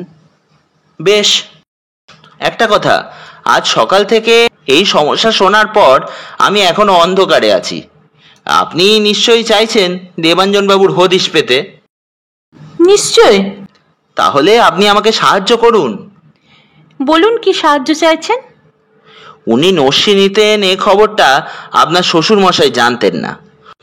ওর যে এখানে পড়ে থাকা খালি জমিতে প্রতিবন্ধীদের জন্য একটা ট্রেনিং স্কুল করার ইচ্ছা ছিল, তাও ওর অজানা ছিল। এ কথা যে মানুষ চিন্তা করেন তিনি আত্মহত্যা করতে পারেন না। আমারও তাই বিশ্বাস। আপনার শ্বশুর মশাই প্রতিবন্ধী। আপনি কি বিয়ের পর থেকেই ওকে এই অবস্থায় দেখছেন? হ্যাঁ। কি হয়েছিল ওর? শুনেছি কার অ্যাক্সিডেন্টে ওর 2 পা অসাড় হয়ে যায়। অ্যাক্সিডেন্টটা কোথায় কিভাবে হয়েছিল? কলকাতার বাইরে। আমার শাশুড়ি সেই দুর্ঘটনায় মারা যান। আচ্ছা, আপনার দেওর শুনলাম কার র্যালি করেন। সেখানে তো কার অ্যাক্সিডেন্ট যে কোনো মুহূর্তে হতে পারে। আপনার শ্বশুরমশাইয়ের অনুমতি আছে? অঞ্জন নিজে যেটা ভালো মনে করে তাই করে। ওর টেলিফোন নাম্বার বলবেন? আমার শ্বশুরমশাই চান না যে আপনি ওর সঙ্গে দেখা করেন। দেখা করলে কোনো লাভ হবে এ কথা যেমন জোর দিয়ে বলতে পারি না, তেমনই হতেও পারে এমন সম্ভাবনাও তো উড়িয়ে দেওয়া যায় না। মিসেস রায়চৌধুরী একটু ভাবলেন, তারপর নিচু গলায় টেলিফোন নাম্বার বললেন। পার্ক স্ট্রিটে ওর ফ্ল্যাটটা ঠিক কোথায়? আমি কখনো যাইনি। আর শেষ প্রশ্ন, এত বড় একটা ঘটনা আপনার জীবনে ঘটেছে, আপনার বাপের বাড়ির লোকজনকে জানিয়েছেন? না। কেন? আমার মা বাবা বেঁচে নেই, দাদারা আছেন, তাদের বিব্রত করতে চাইনি। ও ঠিক আছে, এখন এই পর্যন্তই। পরে দরকার হলে আপনার সঙ্গে কথা বলবো। মিসেস রায়চৌধুরী উঠে দাঁড়ালেন। তিনি ঘর থেকে বেরিয়ে গেলে অর্জুন বাইরে যাওয়ার জন্য পা বাড়ালো। সেই ম্যানেজার ধরনের লোকটি দাঁড়িয়েছিল। অর্জুন নিচে নামতেই বলল, সাহেব বলেছেন আপনার কলকাতার ঠিকানাটা জেনে রাখতে, আর আপনার জন্য ফ্রি স্কুল স্ট্রিটের ড্যাফোডিল হোটেলটা ঠিক হয়েছে। সর্বেশ্বরবাবু টিভিতে হিচককের ছবি দেখছিলেন। সন্ধ্যের মুখে অর্জুন ফিরে আসতেই রিমোট টিপে ছবি বন্ধ করে জিজ্ঞেস করলেন, এখন কি হলো বলুন। আপনি ছবি দেখছিলেন, বন্ধ করলেন কেন? এই ছবিটা আমি অন্তত 10 বার দেখেছি, প্রতিটি ফেস মুখস্থ। কি প্রতিভা ছিল লোকটার, আহা। যাকে চা চলবে? না। বলুন, গল্পটা কত দূরে গেলো? 1 ইঞ্চিও নয়। বাড়ি শুদ্ধ লোককে প্রশ্ন করে কিছুই জানতে পারিনি। সর্বেশ্বরবাবু এমন কৌতূহলী হলেন যে অর্জুনকে মোটামুটি যা শুনেছে তা জানাতে হলো। সব শুনে ভদ্রলোক মাথা নাড়লেন। কোনো লাভ হবে না। কিসে? অঞ্জনের কাছে গিয়ে। আরে মশাই, সকালেও শুনলাম, এখনো শুনছি, ছোট ছেলেকে অপরাধী বানাবার একটা প্রচ্ছন্ন ইঙ্গিত ওনা করছেন। না না, কখনোই তা কেউ করেননি। আর বাকি কি থাকলো? সে একটু উড়নচণ্ডী, আলাদা থাকে। বাপ বাধ্য হয়ে তাকে টাকা দেয়, মোটর র্যালিতে জীবনের ঝুঁকি নেয়। ওই বাড়ির জীবনযাত্রার সঙ্গে মানানসই নয়, ঠিক তো? ওর সঙ্গে দেখা করে কোনো লাভ হবে না বলছেন বাড়ির কর্তা। এতে আপনার কৌতূহল বাড়বে বলে তিনি জানেন। বাড়ির বৌমার শ্বশুরের অবাধ্য হওয়া উচিত নয়, তবু তিনি দেওরের নম্বর আপনাকে দিয়েছেন। আমি আপনাকে বলছি, শ্বশুর মশাই ওকে টেলিফোন নাম্বার দেওয়ার অনুমতি দিয়েছিলেন আপনার সঙ্গে দেখা করার আগেই। এসব ইঙ্গিত ছাড়া আর কিছু নয়। কিন্তু সমাধান যদি এত সহজে আসবে, তাহলে জলপাইগুড়ি থেকে আপনাকে ডেকে আনবেন কেন ওরা? আমি বিশ্বাস করি ছোট ভাই কোনো অপরাধ করেনি। বড় ভাইয়ের অপহরণের সঙ্গে সে আদৌ জড়িত নয়। যাকে দর্শকের প্রথম সন্দেহ হয় সে কখনোই ক্রিমিনাল নয়। অর্জুন হাসছিল। সর্বেশ্বরবাবু কথা শেষ করে বললেন, আপনি বোধহয় একটু বেশি ভাবছেন। দেবাঞ্জন বাবুর হারিয়ে যাওয়ার পিছনে যে কোনো ক্রাইম আছে এমন তো নাও হতে পারে। উনি স্বইচ্ছায় কোথাও চলে গিয়েছেন। কেন? সেই উত্তরটাই আমি খোঁজার চেষ্টা করছি। উত্তর যেটা মাথায় আসে সেটা হলো, ভদ্রলোক বাবার বিরুদ্ধে প্রতিবাদ জানাতে না পেরে নিজে সরে দাঁড়িয়েছিলেন। কলকাতার ঠিক মাঝখানে অতটা জমি এমনি খালি পড়ে আছে, অথচ মানুষের উপকার হবে এমন কিছু তিনি ইচ্ছে থাকা সত্ত্বেও সেখানে করতে পারছেন না। এই অভিমানে চলে যেতেই পারেন, কিন্তু প্রশ্ন হলো এক্ষেত্রে তিনি একা কেন যাবেন? স্ত্রীকে সঙ্গে নিয়ে যাবেন। স্ত্রী যদি যেতে রাজি না হন তখন একা যাওয়ার কথা। সেক্ষেত্রে ওর স্ত্রী নিশ্চয়ই জানবেন উনি কেন বাড়ি ছেড়ে চলে গেছেন, কিন্তু উনি সেটা জানেন না, তাই তো? হ্যাঁ। আপনি কি ছোট ছেলের সঙ্গে দেখা করতে যাবেন? নিশ্চয়ই। ফোন ঠিক হয়ে গেছে, হ্যাঁ, ফোন করে ঠিকানাটা জেনে নিতে পারেন। অর্জুন তখনই ফোন করলো না, নিজের ঘরে এসে কয়েক মিনিট চুপচাপ বসে রইল। সর্বেশ্বরবাবু বড্ড গায়ে পড়ে কথা বলছেন। সে কিছু ভেবে ওঠার আগেই নিজের ভাবনা ওর মাথায় ঢুকিয়ে দিচ্ছেন। অনিচ্ছা থাকতেও এর একটা প্রভাব তো পড়বেই। অথচ ভদ্রলোককে বলা যাচ্ছে না যে এ ব্যাপারে সে আলোচনা করতে আগ্রহী নয়। এর একটি মাত্র কারণ যে এই বাড়িতে সে আছে। এখানে না থেকে কোনো হোটেলে উঠলে ওর বিশ্লেষণ শুনতে হতো না। আজ রাতে সম্ভব নয়, কাল ওকে বলতে হবে মিস্টার রায়চৌধুরী চাইছেন তাকে হোটেলে রাখতে। সকালে চা খেয়ে একটু বেরিয়ে আসি বলে বাড়ি থেকে বের হলো অর্জুন। সিনেমা হলের পাশে টেলিফোন বুথে ঢুকে ফোন করতে ও পাশে রিং বাজলো। এক সময় যখন মনে হলো বাড়িতে কেউ নেই, তখনই সাড়া পাওয়া গেল। অর্জুন বলল, হ্যালো, আমি কি অঞ্জন রায়চৌধুরীর সঙ্গে কথা বলতে পারি? স্পিকিং। ও নমস্কার, আমার নাম অর্জুন, জলপাইগুড়ি থেকে গতকাল এসেছি। আমি আপনার সঙ্গে মিনিট ফোনেরও কথা বলতে চাই। ও, জলপাইগুড়ি দার্জিলিং রেলে। আমি তো কনভেনারকে বলেই দিয়েছি আমার পক্ষে জয়েন করা সম্ভব হবে না। ঠিক আছে, আপনি আধ ঘন্টা বাদে আবার এখানে আসতেই পারেন। অঞ্জন বলল, আপনার ঠিকানাটা? টেলিফোন নাম্বার নিয়ে এসেছেন আর ঠিকানাটা আনেননি? ঠিকানাটা খুব বিরক্ত গলায় বলে রিসিভার নামিয়ে রাখলো অঞ্জন। সকালবেলায় যে মানুষ এই গলায় কথা বলে সে কখনোই ভালো থাকতে পারে না। অঞ্জন যে কোনো ব্যাপারে বেশ বিরক্ত তা স্পষ্ট বোঝা যাচ্ছিল। সে যে মোটর র্যালির ব্যাপারে আসেনি এই ভুল ধরিয়ে দেওয়ার কোনো সুযোগ অর্জুন পায়নি। পেলে এবং তা সংশোধন করলে অঞ্জন হয়তো দেখাই করতো না। এরকম লোকের সঙ্গে কথা বলতে হলে তাকে সতর্ক হতে হবে। পাতাল রেলে চেপে পার্ক স্ট্রিটে নেমে হাঁটতে গিয়ে চমৎকার লাগলো অর্জুনের। এখনো অফিস টাইমের ভিড় শুরু না হওয়ায় পার্ক স্ট্রিট প্রায় ফাঁকাই বলা যায়। সুন্দর দোকানগুলো এখনো খোলেনি। চারধার কি পরিষ্কার পরিচ্ছন্ন, বিদেশ বলে ভুল হয়। লিফট থেকে নেমে দরজার পাশে বেলের বোতামে চাপ দিতে ভেতরে যে বাজনা বাজছে তা বাইরে থেকেই বোঝা যায়। সেকেন্ড পাঁচেক বাদে দরজা খুলল যে যুবক, তার পরনে বারমুডা, ঊর্ধ্বাঙ্গ অনাবৃত, হাতে একটা বড় কফির মগ। সরাসরি জিজ্ঞেস করলো, জলপাইগুড়ি? অর্জুন মাথা নাড়তেই অঞ্জন বলল, কাম ইন। ঘরে পা দিয়ে অর্জুন দেখলো দেয়াল জোড়া পোস্টার। পোস্টারে মোটর র্যালির ছবি, যেন ঘরের দেয়ালে দুরন্ত গতিতে গাড়ি ছুটে যাচ্ছে। অর্জুন ঘুরে দাঁড়ালো। প্রথমেই আপনার একটা ভুল ধারণা সংশোধন করতে চাই। আমি জলপাইগুড়ি থেকে এসেছি ঠিকই, কিন্তু অন্য কারণে। অঞ্জনের চোখ ছোট হলো। কি ব্যাপার? আপনি র্যালির লোক নন? না। মাথা নাড়ল অর্জুন। টেলিফোনে আপনাকে এটা বলার সুযোগ পাইনি। দেন এখানে এসছেন কেন? কি দরকার? আপনি আমাকে মিনিট 5 সময় দিন।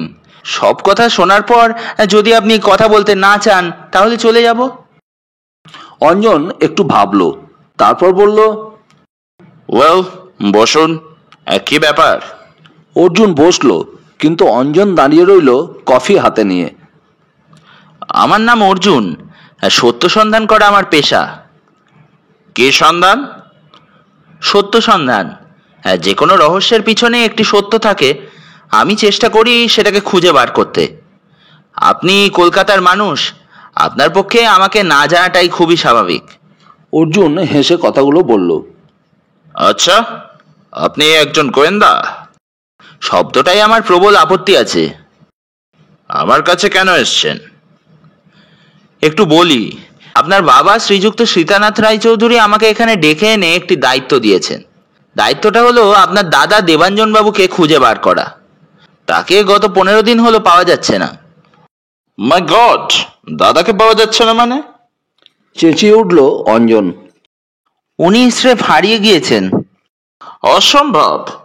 দাদা এমনি এমনি হারিয়ে যাওয়ার মানুষ তো নন। কেউ কি দাদাকে ছেড়ে দেওয়ার বদলে টাকা চেয়েছে? না, তাহলে তো কোনো সমস্যাই থাকতো না। আমি বলতে চাইছি সমস্যা অনেক কমে যেত। কোনো ফোন আসেনি। আশ্চর্য! 15 দিন দাদাকে পাওয়া যাচ্ছে না, আর খবরটা কেউ আমাকে জানানোর প্রয়োজন বোধ করলো না। অঞ্জনের চোয়াল শক্ত হলো। আমার টেলিফোন নাম্বার কি বাবা আপনাকে দিয়েছে? না, আপনার বৌদির কাছে জেনেছি। আপনি বৌদির সঙ্গেও কথা বলেছেন? হ্যাঁ, ও বাড়ির সবাইকে আমি প্রশ্ন করেছি। আমাকে প্রশ্ন করে কোনো লাভ হবে না, বুঝতেই তো পাচ্ছেন আমি ও বাড়ির লোক নয়। এই ফ্ল্যাটে আমি আমার মতো থাকি। ঠিকই, আপনার বাবাও সেই একই কথা বলেছিলেন। সত্যি কথা বলতে কি, তিনি চাননি আমি আপনার সঙ্গে দেখা করি। তাহলে নিজের সময় তো নষ্ট করছেনই, উল্টে আমাকেও বিব্রত করছেন। কিন্তু আপনি এখন ও বাড়িতে থাকেন না ঠিকই, কিন্তু সম্পর্ক তো অস্বীকার করতে পারেন না। ওখানে কোনো খারাপ ঘটনা ঘটলে আপনারও তো ক্ষতি হবে। কে বলেছে? কিচ্ছু হবে না। হবে অঞ্জনবাবু। প্রতি মাসের প্রথমে যে মোটা টাকা আপনি ওই বাড়ি থেকে পেয়ে থাকেন, সেটা বন্ধ হয়ে গেলে আপনি সামলাতে পারবেন। পারবেন বলে তো মনে হয় না। আপনি কি বলতে চাইছেন? আপনি আমাকে ভুল বুঝবেন না। দেবাঞ্জন বাবুকে খুঁজে বার করতে আমি আপনার সাহায্য চাইছি। অর্জুন বলল, আমি যে ও বাড়ি থেকে মোটা টাকা পাই তা আপনি কি করে জানলেন? সোর্স বলাটা অনৈতিক কাজ হবে। 1 মিনিট দাঁড়ান। মোবাইল ফোনটা টেবিল থেকে তুলে অঞ্জন বোতাম টিপল। কে? ও, বাবা কোথায়? ঠিক আছে, দাদাকে দাও। কি? দাদা বাড়িতে নেই? কোথায় গিয়েছে? তুমি করছো কেন? ঠিক করে কথা বলো। আর দাদা কোথায় গিয়েছে তুমি জানো না? কে জানে তবে? কেউ না? বাহ, কদিন হলো গিয়েছে? উত্তরটা শুনে ফোনটা অফ করে টেবিলে রেখে দিল অঞ্জন। তারপর ঘুরে দাঁড়িয়ে জিজ্ঞেস করলো, কলকাতায় তো অনেক প্রাইভেট ডিটেকটিভ এজেন্সি আছে, তাদের না ডেকে জলপাইগুড়ি থেকে আপনাকে ডেকে আনলেন বাবা? হোয়াই? উনি চাননি আপনাদের পারিবারিক ব্যাপারটা বাইরের লোক জানুক। আমি যেহেতু অনেক দূরের মানুষ, তাই আমার উপর ভরসা করতে চেয়েছেন। ঠিক আছে, হ্যাঁ বলুন, কি জানতে চান? প্রথমেই বলে রাখছি, দাদার সঙ্গে আমার কোনো যোগাযোগ ছিল না, আমাকে বলে যায়নি কোথায় গিয়েছে। সেটা তো অনুমান করাই যায়। বেশ, বলুন। আপনি গাড়ি চালাতে ভালোবাসেন? আরে, এর সঙ্গে দাদার হারিয়ে যাওয়ার কি সম্পর্ক? সরাসরি নেই অবশ্য। যাকগে, আপনি মোটর র্যালি করেন, গাড়ি পাল্টান শখ মতো, অর্থাৎ ঝুঁকি নিয়ে জীবনটাকে উপভোগ করতে চান, তাই তো? হ্যাঁ, আমি ভিজে নেতার মতো জীবনযাপনের কথা ভাবতেই পারি না। আপনি পড়াশোনা মাঝপথে বন্ধ করলেন কেন? ভালো লাগছিল না, তাই। আপনি যে গাড়ি চালাতে ভালোবাসেন, গাড়ি নিয়ে দৌড়াচ্ছেন, আপনার বাবা এতে আপত্তি করেন না কেন? অর্জুন সরাসরি জিজ্ঞেস করলো। সেটা বাবাকে জিজ্ঞেস করুন। করেছিলাম, তিনি প্রশ্নটার জবাব দেননি। কেন? মনে হয় আপনার সব জেদ উনি মেনে নেন। জেদ মেনে নেওয়ার মানুষ আর যিনি হন সীতানাথ চৌধুরী নন। মেনে না নিতে পারলে উনি খুশি হতেন। অঞ্জন হাসলেন। বাবা চাইতেন আমি যেন গাড়ির ধারে কাছে না যাই। ড্রাইভারদের ওপর হুকুম ছিল আমাকে ড্রাইভিং না শেখানোর, অথচ মাত্র 16 বছর বয়সে ওটা শিখে ফেলেছিলাম। কলকাতার রাস্তায় গাড়ি চালিয়েছি লাইসেন্স ছাড়াই। 18 বছর পর্যন্ত অপেক্ষা করার ধৈর্য আমার ছিল না। উনি কেন গাড়ি চালাতে দেওয়ার বিরুদ্ধে ছিলেন? অঞ্জন প্রশ্নটা শুনে মাথা নিচু করলো কয়েক সেকেন্ড, তারপর বলল, আপনার এই প্রশ্নের সঙ্গে দাদার কোনো সম্পর্ক নেই। শুধু আপনার ক্ষেত্রেই না, আপনার দাদাকেও উনি গাড়ি চালাতে দেননি? দুজনকেই দাদা মেনে নিয়েছিল, কারণ প্রতিবাদ করার সাহস দাদার ছিল না। বাবার খুব বাধ্য ছেলে ছিল। সীতানাথবাবু মোটর দুর্ঘটনায় পঙ্গু হয়ে গেছেন, আপনার মা সেই দুর্ঘটনায় মারা যান। আপনি ছিলেন সেই গাড়িতে? ঠোঁট টিপে নীরবে মাথা নেড়ে হ্যাঁ বলল অঞ্জন। তখন আপনার কত বয়স? বছর 5। অঞ্জন বলল, দাদা বাড়িতেই ছিল। ঘটনাটা ঘটেছিল কলকাতার বাইরে, তাই তো? বাহ বাহ, একদিনেই এত জেনে গিয়েছেন। হ্যাঁ, দুর্গাপুরের কাছে। কি করে ঘটেছিল দুর্ঘটনাটা? স্পষ্ট মনে নেই, আমি পেছনের সিটে ছিলাম। কিছুই মনে নেই? ঝাপসা, অস্পষ্ট। বাবার সঙ্গে মায়ের ঝগড়া চলছিল। গাড়ি চালাতে চালাতে বাবা ইংরেজিতে কথা বলছিলেন, যা সেই বয়সে আমি ভালো বুঝতে পারিনি। হঠাৎ প্রচন্ড শব্দ হলো, আমি ছিটকে সামনের সিটে ধাক্কা খেয়ে মুখ থুবড়ে পড়ে গেলাম। অ্যাম্বাসেডর গাড়ির পিছনের সিটে লেগ স্পেস বেশি থাকে বলে বড় চোট লাগেনি। তারপর? ঘোর কাটতে মুখ তুলে দেখি বাবা মা সামনের সিটে কেউ নেই। ব্যাস, এইটুকুই আমার মনে আছে। অঞ্জন বলল। পরে কিছু শুনেছিলেন? শুনেছিলাম বাবার গাড়ি রাস্তার পাশে একটা বড় গাছে গিয়ে ধাক্কা মেরেছিল। মা যে দরজার পাশে বসেছিলেন সেটা ভেঙে তুবড়ে যায়। মায়ের মৃত শরীর গাছের পাশে ছিটকে পড়েছিল। আপনার চোট কিরকম ছিল? সামান্য কেটে গিয়েছিল, তেমন কিছু না। আপনার বাবার দুটো পা ওই দুর্ঘটনায় অবশ হয়ে গিয়েছিল, তাই তো? হ্যাঁ, তবে তবে কি বলুন? দুর্ঘটনা যখন ঘটেছিল তখন বাবার পা ঠিক ছিল। কিরকম? আপনাকে বলেইছি, আমি ওদের দুজনকেই সিটে দেখতে পাইনি। পরে স্টিয়ারিং এর ওপর ঝুঁকে পড়ে থাকতে দেখা যায়। ওর মাথা ফেটে রক্ত বেরাচ্ছিল, আর জ্ঞান ছিল না। হাসপাতালে নিয়ে যাওয়ার পর জানা গেল বাবার পা অবশ হয়ে গিয়েছে। আপনি বলতে চাইছেন দুর্ঘটনা ঘটার সময় আপনার বাবা মা দুজনেই গাড়ি থেকে ছিটকে বাইরে চলে যান, তারপর আবার উঠে এসে নিজের সিটে বসেন এবং তখনই তিনি অজ্ঞান হয়ে যান আর পা অবশ হয়? এটা সম্ভব নয়, হলে উনি মাটিতেই পড়ে থাকতেন। আপনার দেখায় কোনো ভুল হয়নি তো? আগেই বলেছি, 5 বছর বয়সের স্মৃতি খুব ঝাপসা। অনেক ভেবেছি আমি। অনেক পরে যখন আমার 12 বছর বয়স, তখন বাবাকে প্রশ্নটা করি। উনি এমনভাবে আমাকে দেখেন যেন আমি অন্য গ্রহের প্রাণী। তারপর বলেন উনি কখনোই গাড়ি থেকে বাইরে যাননি। দুর্ঘটনা ঘটার সময় ওর কোনো জ্ঞান ছিল না। আমি সম্পূর্ণ মন গড়া কল্পনা করছি। হয়তো মাকে সামনে সিটে না দেখে ভেবে নিয়েছি বাবাও নেই। পরে মজা করে বলেছিলেন 5 বছর বয়সে আর যদি আমি ও কথা পুলিশকে বলতাম তাহলে সমস্যা তৈরি হয়ে যেত। আমি যেন কল্পনাটা আর না করি। অর্জুন মাথা নাড়ল। ঠিক বলেছেন উনি। আর একটু বড় হয়ে আমি যখন গাড়ি চালাতে চাইলাম, উনি মুখের ওপর বলে দিলেন 100টা ড্রাইভার রাখার ক্ষমতা যাদের আছে তাদের গাড়ি চালাবার কোনো প্রয়োজন নেই। ওর সঙ্গে তর্ক করা নিষেধ ছিল। আমার মনে হলো উনি ভয় পাচ্ছেন আমিও অ্যাক্সিডেন্ট করব বলে। নিজের অভিজ্ঞতা ওকে ভীত করেছে। তখন আমি ট্রেনিং স্কুলে বয়স বাড়িয়ে ভর্তি হয়ে ড্রাইভিংটা শিখে নিলাম।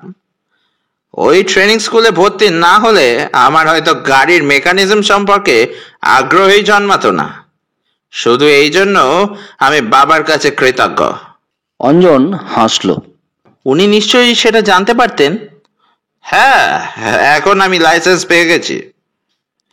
উনি তো হুইল চেয়ারে বসে বাড়িতেই এঘর ওঘর করতেন, বাইরের খবর পেতেন কি করে? কেউ কে খবরগুলো দিত? জানি না, কিন্তু ওর কাছে সবকিছু স্পষ্ট ছিল। আবার লাইসেন্স পাওয়ার পর জানতে পেরে খুব ক্ষেপেও গিয়েছিলেন। আমি অনেক সহ্য করার পর বলেছিলাম আর যাই হোক তোমার মতো অ্যাক্সিডেন্ট করব না। উনি অবাক হয়ে বলেছিলেন আমার মতো মানে?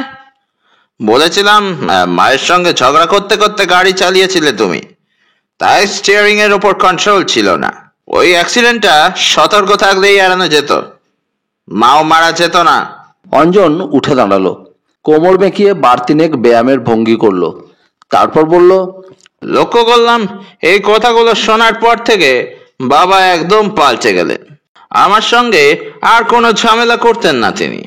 একসময় যখন আমি ও বাড়ি ছেড়ে চলে এলাম তখন আপত্তিও করেননি। টাকা পয়সা যা চেয়েছি কারণ জানতে না চেয়ে দিয়ে যাচ্ছেন। So nice of him. আপনি আলাদা থাকছেন কেন? কারণ আমি স্বাধীনভাবে থাকতে পছন্দ করি। কিন্তু এসব কথা জেনে আপনার কি লাভ হবে বলুন? আপনি তো দাদার ব্যাপারে কিছুই জানতে পারছেন না। হ্যাঁ, ওর প্রসঙ্গে আসছি। আপনার বাবা কি কোনো উইল করেছেন? আমি জানি না। দেখুন, বোঝাই যাচ্ছে আপনার থেকে দেবাঞ্জন বাবু সীতানাথ রায়চৌধুরীর বেশি প্রিয় পাত্র ছিলেন। আপনার এই যে বিক্ষোভ, ওর অমতে গাড়ি চালানো শেখা, পড়াশোনা ছেড়ে দেওয়া, ও বাড়ি থেকে চলে এসেও প্রতি মাসে ভালো টাকা নেওয়া, এসব আপনার দাদা কি চোখে দেখতেন? আমি জানি না, জানবার প্রয়োজনই বোধ করিনি। কেন? কেন জানবো? আমি তো দাদার কাছ থেকে কিছু নিচ্ছি না। ও বাড়ির সম্পত্তিতে আমার যা শেয়ার আছে তা থেকে অতি সামান্য আগাম হিসাবে নিচ্ছি। তাছাড়া বাবা তো দিতে আপত্তি করছেন না। উনি যদি দিতে রাজি না হতেন তাহলে আমার কিছুই করার ছিল না। ঠিকই, সীতানাথ বাবু মারা না যাওয়া পর্যন্ত আপনাকে চুপচাপ থাকতে হতো। মানে?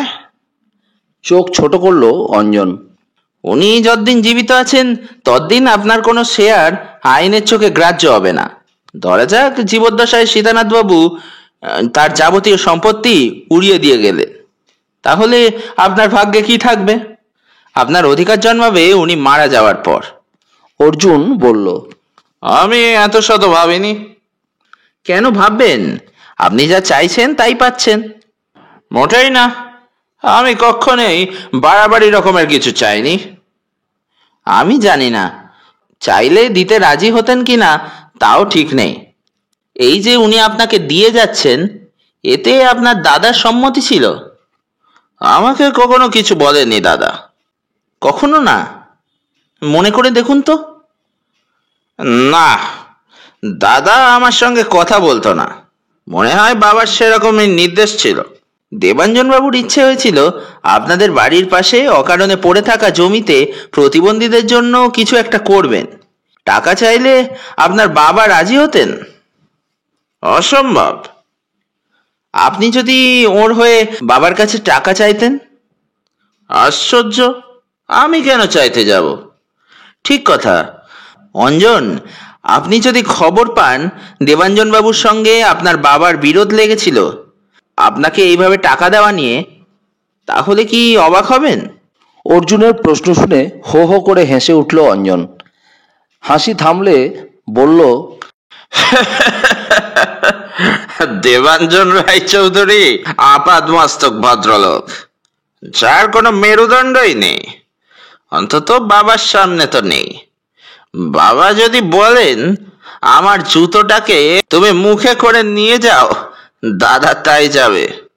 আমি বৌদিকে জিজ্ঞেস করেছিলাম তিনি কেন দাদাকে সংশোধন করছেন না। বৌদি কোনো জবাব দেননি, অথচ বৌদি দাদার চেয়ে অনেক বেশি বুদ্ধিমতী। কি করে বুঝলেন? কেন, আপনার সঙ্গে তো উনি কথা বলেছেন, মনে হয়নি কিছু? হ্যাঁ, হয়েছে। অর্জুন মাথা নাড়ল। দেবাঞ্জন বাবু কোথায় যেতে পারেন? আমি কি করে বলবো? অঞ্জন একটা সিগারেট ধরালো। বাবার উচিত ছিল খবরের কাগজে বিজ্ঞাপন দেওয়া, পুলিশকে জানানো। কিসের এত ঢাকাঢাকি? পারিবারিক সম্মানের থেকে বাড়ির ছেলের জীবনের দাম কম হয়ে গেল। বৌদি কেন মেনে নিলেন? কোনো স্বার্থ না থাকলে কেউ মেনে নেয় না অর্জুন বাবু। কি স্বার্থ? অর্জুন জিজ্ঞেস করলো। সীতানাথ বাবু জানেন পুরো সম্পত্তিটা তার দখলে, অতএব তার কোনো স্বার্থ নেই। বরং যে ছেলে তার অনুগামী সে না থাকলেই তো তার ক্ষতি। তবে হ্যাঁ, আপনার বৌদির স্বার্থ থাকতেও পারে। ওর স্বামীর অবর্তমানে অংশটা উনি পাবেন, কিন্তু স্বামীর পাওয়া তো ওরই পাওয়া। অতএব আপনার কথা মেনে নিতে পারছি না। অর্জুন বলল, একটা কথা আপনাকে বলা হয়নি। আমার যখন টাকার দরকার হয় তখন আমি বাবার ম্যানেজার বাবুকে ফোন করি। মাসখানেক আগে ফোন করেছিলাম, শুনলাম সে মোবাইলের সুইচ অফ করে রেখেছে। বাবার সঙ্গে কথা বলতে ইচ্ছে করলো না, তাই বৌদিকেই করলাম। উনি খুব অবাক হয়ে বললেন, বাবা, আজ কোন দিকে সূর্য উঠেছে? কি ব্যাপার বলো তো? বাবার ম্যানেজারকে বলো আমায় ফোন করতে। বলেছিলাম, কারণ টাকা পয়সা নিয়ে আমি বৌদির সঙ্গে কথা বলতে চাইনি। ও আজ ছুটি নিয়েছে কেন? টাকার দরকার? হ্যাঁ। তুমি বেশ আছো, চাইলেই পেয়ে যাও। চাইতে জানতে হয়। তোমার দাদা অবশ্য অন্য কথা বলে। কি কথা? বলে যে দুর্ঘটনায় তোমার মা মারা গিয়েছিলেন, সেই দুর্ঘটনায় তুমিও মারা যেতে পারতে। যাওনি বলে তোমার বাবা একটু তোমার ওপর দুর্বল হয়ে আছেন। কেন? বাহ, গাড়িটা তো তিনিই চালাচ্ছিলেন। আহ, এই ব্যাপার। আচ্ছা অঞ্জন, দুর্ঘটনাটা ঠিক কোথায় ঘটেছিল? বাবাকে জিজ্ঞেস করো, বলে দেবেন। আমি তো তখন একেবারে বাচ্চা। এতদিন বাদে এসব নিয়ে কথাবার্তা কেন? এমনি তোমার বাবাকে প্রশ্ন করা মানে তো তাকে মনে করিয়ে দেওয়া। এত বড় একটা আঘাত উনি ভুলে থাকার চেষ্টা করছেন, কেন আর খুঁচিয়ে ঘা করি? দুর্গাপুর থানায় গিয়ে সাল তারিখ বললেই জেনে যাবে। যাকে তুমি ম্যানেজারকে বলবে কাল সকালেই যেন আমাকে ফোন করে। অঞ্জন কথা শেষ করলো। অর্জুন আচমকা প্রশ্ন করল, যেখানে দুর্ঘটনা ঘটেছিল সেখানে আপনি আবার কখনো গেছেন? মানে ওই যেভাবে বললেন থানায় জিজ্ঞেস করে যাওয়ার ইচ্ছা হয়নি? একটা কৌতূহল তো হয়। গিয়েছিলাম, দুর্গাপুরে যাওয়ার রাস্তাঘাট এখন অনেক পাল্টে গেলেও দুর্ঘটনার জায়গাটা বদলায়নি। রাস্তা চওড়া হয়েছে, কিন্তু সেটা উল্টো দিকে। জায়গাটা কোথায়? ওই যে বললাম, থানায় গেলেই জানা যাবে। আমাকে বলতেও অসুবিধা হচ্ছে। অঞ্জন উঠল, একটা কাগজ আর কলম নিয়ে আস্তে আস্তে বলল, আপনি ঠিক কি চাইছেন আমি বুঝতে পারছি না। দাদাকে সন্ধান করতে বাবা আপনাকে ডেকে এনেছেন, আর সেটা না করে এত বছর আগে ঘটে যাওয়া একটা দুর্ঘটনার স্পট জেনে আপনার কি লাভ হবে? অঞ্জন সামনে এসে রাস্তার ম্যাপ আঁকলো কাগজে, তারপর জায়গাটা বুঝিয়ে দিল। কাগজটা ভাঁজ করে পকেটে রেখে অর্জুন জিজ্ঞেস করলো, একটা ফোন করতে পারি? শিওর। মোবাইলে নয়, সরকারি টেলিফোনের বোতাম টিপল অর্জুন। কয়েক সেকেন্ডের মধ্যে গলা পেয়ে বলল, আমি অর্জুন, গুড মর্নিং। ও হ্যাঁ, গুড মর্নিং। আপনি কতটা এগোলেন? একদিনে যতটা এগোনো সম্ভব হয়।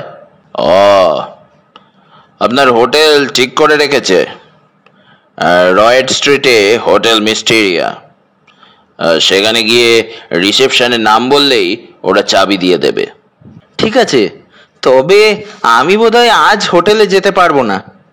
কিন্তু আমি চাইছি আপনি হোটেলে থাকুন। আপনাকে আমি আমার কাজে ডেকে এনেছি। সীতানাথ চৌধুরী দৃঢ় গলায় বললেন, আমি নিশ্চয়ই যাব, তবে আজ নয়। আচ্ছা, নমস্কার। টেলিফোন রেখে দিল অর্জুন। অনেক ধন্যবাদ অঞ্জনবাবু। একটা কথা মনে রাখবেন, আপনার দাদার অন্তর্ধানের ব্যাপারে প্রথম সন্দেহ কিন্তু আপনার ওপরেই হবে, তাই যতটা সম্ভব সাবধানে থাকার চেষ্টা করুন। আর কিছুদিন র্যালি বন্ধ রাখুন। কেন? র্যালির সঙ্গে দাদার অন্তর্ধানের কি সম্পর্ক? আপনার দাদা আপাতত নেই। আপনার যদি কিছু হয়ে যায়, তাহলে আপনাদের এই বিপুল সম্পত্তির মালিকানা কার হাতে যাবে? যতদিন বাবা বেঁচে আছেন তিনিই মালিক। তারপর? বৌদি ছাড়া তো আর কেউ নেই। হাসলো অঞ্জন। ও, এইবার বুঝতে পেরেছি। আমরা দুই ভাই পৃথিবীতে না থাকলে বাবা তার স্থাবর অস্থাবর সম্পত্তির পুরোটা বৌদির জন্য রেখে যাবেন বলে মনে হয় না। ওকে ওর অংশ দিয়ে বাকিটা রামকৃষ্ণ মিশনকে দিয়ে যাবেন। টাকা পয়সার কথা বলছি না, বিষয় সম্পত্তি যা উনি উত্তরাধিকার সূত্রে পেয়ে আরো বাড়িয়েছেন, তা বিক্রি বা দান করার অধিকার ওর আছে কিনা তা নিয়ে প্রশ্ন উঠবেই। আচ্ছা, এলাম। অর্জুন বেরিয়ে এলো।